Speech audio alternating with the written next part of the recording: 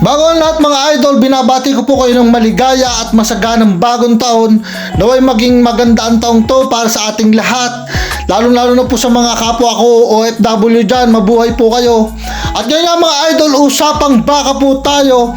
Shout out sa iyo idol Arsenio Milan. Meron po siyang katanungan sa atin at bibigyan po natin ng kasagutan ngayon. Ang tanong niya po is, tanong ko lang po, ilang buwan ang baka na buntis bago manganak?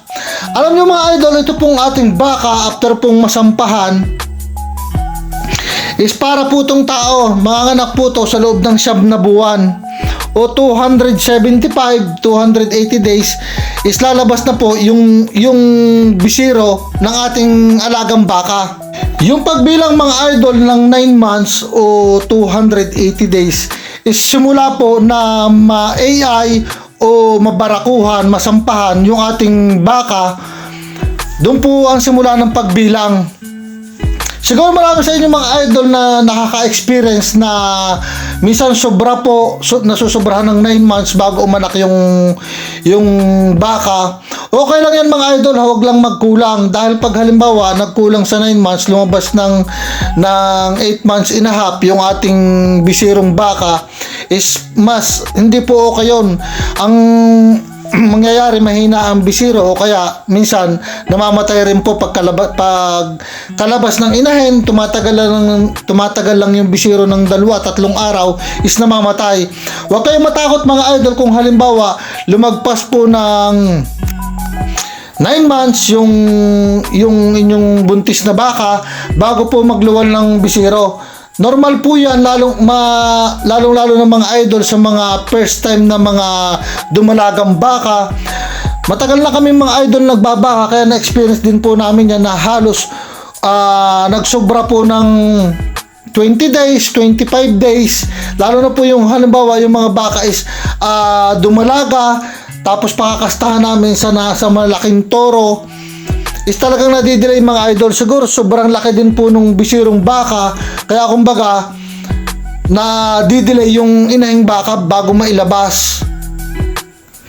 At huwag kayong mag-worry mga idol kung halimbawa na-experience nyo po yan o normal lang po yan sa mga inahing baka, lalo na kapag halimbawa first time. Kaya nga mga idol, lagi pong sinasabi na napaka-importante po nung mag-record, i-record po natin o ilista po natin sa isang papel kung kailan po nasampahan, kung kailan po na AI yung ating alagang baka, para alam po natin na sa loob ng 9 na buwan is aanak na po siya. Kabuuan na ng ating alagang baka, malapit ng manganak, is mailagay po natin sa safe na lugar, mabantayan po natin, maalalayan po natin kung hirap yung baka, at hindi po mamatay yung bisiro. Sabi ko sa inyo mga idol, magsobra na po ng araw, wag lang pong magkulang, para yung ating bisirong baka is talagang kumpleto ng araw, lumabas na masigla, malusog, at wala pong diferensya.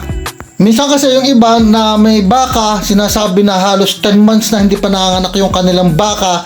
Yung pala, mali lang yung tanda nila dun sa araw na pinasampahan nila, pinababahan o iniay yung kanilang alagang baka.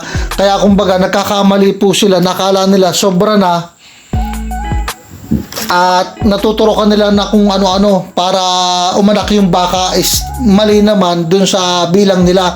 Kaya napaka-importante mga idol nitong pagre-record. Isa po yan sa makakatulong sa atin na madali lang naman po yung gawin. Mas mahirap pa po ang mangumpay, ang magpainom kaysa magsulat at ilista natin kung kailan po nasampahan yung ating alagang baka. At advice ko naman sa inyo mga idol, kung sakali naman po na talagang tama yung lista nyo at sumobra na talaga dun sa halos umabot na ng 300 days, hindi pa rin naanak yung alagaan yung baka, mas malaga mga idol na kumonsulta na po kayo sa pinakamalapit na veterinaryo sa inyo, mapasilip nyo po o mapatingnan nyo yung kondisyon ng inyong baka, nang sa ganun po maging ligtas po yung bisiro at saka yung inahing baka, kasi para hindi po masayang yung pagod at hirap ninyo sa pag-aalaga. Yan ang mga idol, wag po kayong kabahan kasi meron nung pong mga nabibiling gamot o yung mga veterinaryo may alam po yan ng mga gamot na tinuturok. Kumbaga sa tao mga idol is pampahilab, sa baka naman kumbaga para madali po silang makaire o mailabas po nila yung bisiro. Minsan nga mga idol, sabi ko nga pagka halimbawa minsan sobrang laki ng bisiro, sobrang laki ng toro na sumampa, lalo na kung halimbawa mga AI at bumili ka ng mga imported na similya, malaking bisiro yan, na talagang may chance mga idol na madelay o matagalan yung pag-anak ng baka. Lalo na mga idol kung halimbawa dumalaga pa lang yung ating alagang baka. Makikita nyo mga idol yung talian natin o yung sugaan natin ng baka ng mga bagong anak. Meron po tayo dyang napakagandang klase ng damo na halos yung loob na kumpayan natin is meron na rin pong mga lahat na ganang damo. Kasi nga pahila sila, yung damo na yan nakakain nila tapos naiitain nila sa loob ng kumpayan, kaya kumbaga gumanda na rin yung mga damo sa loob ng kumpayan natin. Isang banda rin mga idol, napakaganda rin damong yan kasi halos hindi umubra yung mga baging, hindi makasibol dahil nga po talagang makapal yung damo.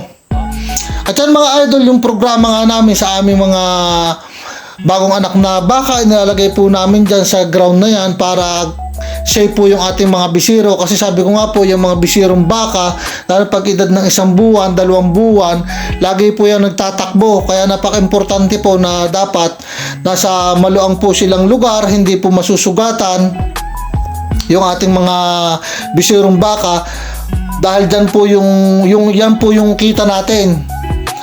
At yung atin naman po mga inahin, napaka-importante na dapat lagi rin po talagang kondisyon para kung sakali na manganak, meron po silang magandang gatas, maayos na katawan, para magpasuso po sila ng maayos dun sa kanilang mga guya o bisirong baka.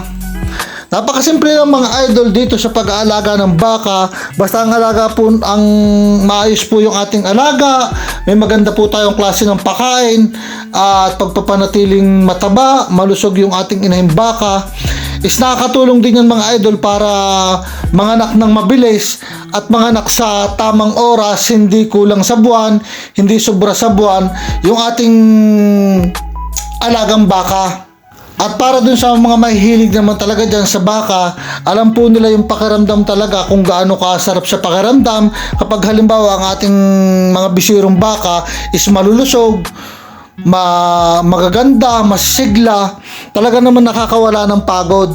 Tips ko lang sa inyo mga idol, kung halimbawa may alaga kayong mga inahing baka, importante rin mga idol na i-record nyo o ilista nyo rin po kung kailan po sila nanganak. Para kung halimbawa malalaman nyo po kung kailan ulit sila maglalande. Kung halimbawa aabot ng 6 na buwan o 8 buwan bago po ulit maglande, is palitan nyo mga idol. Katulad ng aming mga alagang baka mga idol, halos sa loob po ng 1 taon, 2 beses umaanak. Talagang 1 buwan kalahati, 2 buwan naglalandi na. Kaya kumbaga yung pagkita po natin is talagang napakaganda mga idol. At huwag po nating sabihin na ang pagbabaka is parang alkansya, dahil ito pong pagbabaka dapat is negosyo. Negosyo na kikita tayo, negosyo na lalago yung pera natin. At napakasarap pong mag-alaga ng baka dahil pwede po tayong magtrabaho, pwede po tayong magnegosyo ng iba habang nag-aalaga ng baka. So mga idol, hanggang dito lang po muna yung video natin ngayong araw na to. Maraming salamat po sa inyong lahat. Sipagan palalo natin mga idol, tuloy-tuloy lang po tayo, wag po natin tigilan hanggat hindi tayo mayaman. At kayang-kaya yan mga idol, walang imposible basta maniwala lang tayo sa ating sarili. Please like, comment, and share!